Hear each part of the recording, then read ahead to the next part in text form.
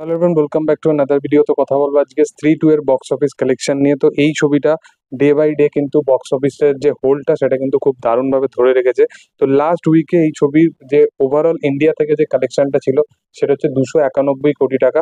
তারপরে ফ্রাইডেতে এই ছবিটা 17 কোটি টাকা এবং স্যাটারডে সানডেতে আবার হিউজ পরিমাণে জাম্প, মানে যে একটা ছবি তার দ্বিতীয় সপ্তাহের কালেকশনে এসে গেছে এবং তারপরেও সেই ছবিটা স্যাটারডের দিন 33 কোটি এবং সানডের দিন 42 কোটি টাকা মতো কালেকশন করে এবং মন্ডেতেও 18 কোটি টাকা মতো কালেকশন করে। এবং এই আজকের দিনে মানে মঙ্গলবারের যে আর্লি এস্টিমেট যেটা উঠে আসছে সেটা প্রায় 10 কোটি টাকা মতো। এখনো কিন্তু 10 কোটির যে বেঞ্চমার্কটা সেটা কিন্তু এখনো এই ছবিটা কিন্তু সেট আপ করে রেখেছে এবং এই ছবিটা ওভারঅল যদি মঙ্গলবার অব্দি কালেকশন দেখা যায়, এই ছবিটা কিন্তু 413 কোটি টাকা প্রায় হিন্দি বেল্ট থেকে কালেকশন করেছে, যেটা কিন্তু কালকি 2898 এবং অ্যানিমেলের কিন্তু লাইফ টাইম কালেকশনকে কিন্তু বিট করে দিয়েছে। তো দেখার যে আগামী দিনে এই ছবিটা আরো কত কালেকশনকে বিট করতে পারে। পরবর্তী যদি আপডেট নিয়ে কথা বলি তো লাভ অ্যান্ড ওয়ার বলে রণবীর কাপুর এবং ভিকি কৌশলের একটা ছবি আসতে চলেছে এবং এই ছবিটাকে পরিচালনা করবে সঞ্জয় লীলা বানসালি নিজে, সেটা আমরা সকলেই জানি। এবং এই ছবিটাতে আলিয়া ভাটকেও দেখা যাবে মেন ফিমেল প্রোটাগনিস্ট হিসাবে। তো এই ছবিটার শুট শুরু হবে অক্টোবর মাস থেকে এবং অক্টোবর মাসের যে স্কেডিউলটা সেখানে ভিকি কৌশল এবং রণবীর কাপুরের যে পোর্শনটা সেটা অক্টোবর মাস থেকে শুরু হবে এবং আলিয়া ভাট এই ছবির শুটিং স্টার্ট করবে ডিসেম্বর মাস থেকে। তার রিজন হচ্ছে সে এখন অ্যালফা বলে ছবিটার শুটিং এ এখন ব্যস্ত আছে, তো সেই কারণ ওয়াইজ তার শুটিংটা 2 মাস পিছানো হয়েছে। তো দেখার যে এই কাজটা জন্য আমার বিশালভাবে আমি এক্সাইটেড আছি, কারণ এত ভালো ভালো স্টার কাস্ট এবং এর সাথে সাথে সঞ্জয় লীলা বানসালির মতো পরিচালক এই কাজটার সাথে যুক্ত, তো এটা একটা দারুণ লেভেলেরই কাজ হতে চলেছে। পরবর্তী যদি আপডেট নিয়ে কথা বলি তো গ্যাংস অফ ওয়াসিপুর এই ছবিটা কিন্তু আরেকবার রিলিজ পেতে চলেছে।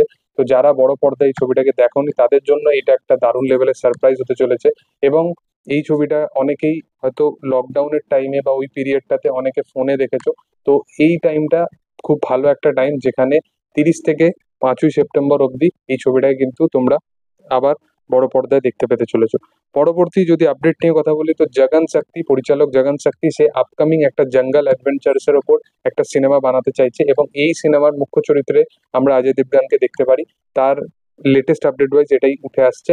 দেখার যে অজয় দেবগানকে আমরা বড় স্কেলের কাজ খুব বেশি দিন আর দেখিনি তানাজির পর। তো দেখার যে এরকম কাইন্ড অফ জনরার কাজ আবার সে যখন কামব্যাক করে তো অডিয়েন্সরা কতটা কি একসেপ্ট করে। অজয় দেবগান খুব বুঝে শুনেই কাজ করে, তো দেখার যে সেটা কিরকম হয়। কিন্তু তার লাস্ট ছবি যেটা টাব্বুর সাথে এসেছিল সেটা খুব একটা বক্স অফিসে চলেনি এবং ছবিটা খুব একটা ভালো ছিলও না। তো দেখার যে এই কাজটা কিরকম হয় আগামী দিনে। পরবর্তী যদি আপডেট নিয়ে কথা বলি তো সালমান খানের সিকান্দার বলে ছবিটাকে নিয়ে। এই ছবিটাতে আমি বলেইছিলাম যে সালমান খানের যে আহ, চরিত্র আছে সেটা দুটো চরিত্র এখানে রিপ্রেজেন্ট করবে। এখানে একটা চরিত্র যে খুবই সেন্সিবল একটা গায় হতে চলেছে এবং তার যে পাস্টটা হতে চলেছে সে একটা ব্যাড বয় ফেস, এরকম কাইন্ড অফ একটা জনরা সে প্রেজেন্ট করবে। তো সালমান খানের আসার কথা ছিল একটা ফার্স্ট লুক 26শে আগস্ট এই ছবিটা, কিন্তু এখনো অবধি এই ছবিটার কোনো ফার্স্ট লুক বা কোনো রকম আপডেট কিন্তু এই ছবিটার এন্ড থেকে আসেনি। হয়তো সালমান খানের বার্থডে যতদিন না আসছে 27শে ডিসেম্বর, তার আগে আমার মনে হয় না যে এই ছবিটা নিয়ে কোনো রকম কিছু আপডেট উঠে আসবে। তো লাস্ট কিছু মানে 1 বছর প্রায় হতে যাই এবং সালমান খানের আমরা কিন্তু কোনো লেটেস্ট মুভির কোনো আপডেট কিন্তু এখনো অব্দি পাইনি। পরবর্তী যদি আপডেট নিয়ে কথা বলি তো সিদ্ধান্ত চতুর্বেদী তার আপকামিং কাজ ইয়োদ্ধা, এই কাজটা কিন্তু 20 সেপ্টেম্বর মুক্তি পেতে চলেছে এবং এই কাজটাতে তার সাথে সাথে আমরা রাঘব জুয়েলকেও দেখতে পাবো। এই কাজটা প্রায় 2018-19 সাল করেই প্রায় শুটিং কমপ্লিট হয়ে গেছিল, কিন্তু এই কাজটা এতদিন ধরে ডিলে হয়ে হয়ে হয়ে প্রায় এই কাজটা ফাইনালি মুক্তি পেতে চলেছে। এবং রাঘব তার রিসেন্ট টাইমে লাস্ট দুটো ছবি, একটা কিল এবং একটা গ্যারা গ্যারা, সেখানে তার প্রশংসা খুব হয়েছে তার অভিনয়। তো দেখার যে এই কাজটাতে তাকে কিরকম ভাবে প্রেজেন্ট করা হয়।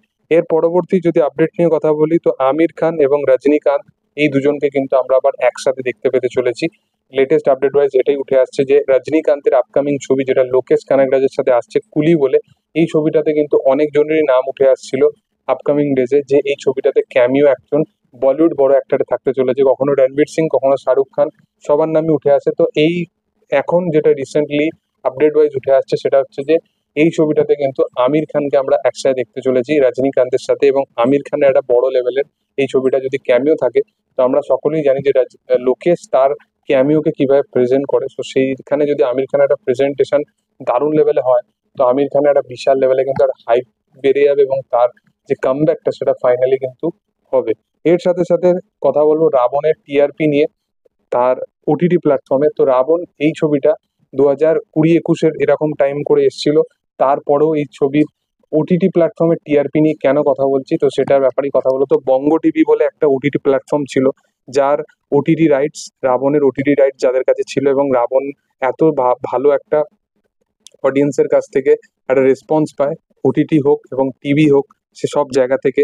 তো সেই কারণ ওয়াইজ এই ছবিটা কিন্তু এখন অ্যামাজন প্রাইমও এর ওটিটি রাইটস কিন্তু কিনে নিয়েছে। তো আমরা কিন্তু এই ছবিটা কিন্তু এবার অ্যামাজন প্রাইমেও দেখতে পাবো। তো যারা রাবণ দেখোনি জিতের, তারা কিন্তু এই ছবিটা অ্যামাজন প্রাইমে গিয়েও দেখতে পারো।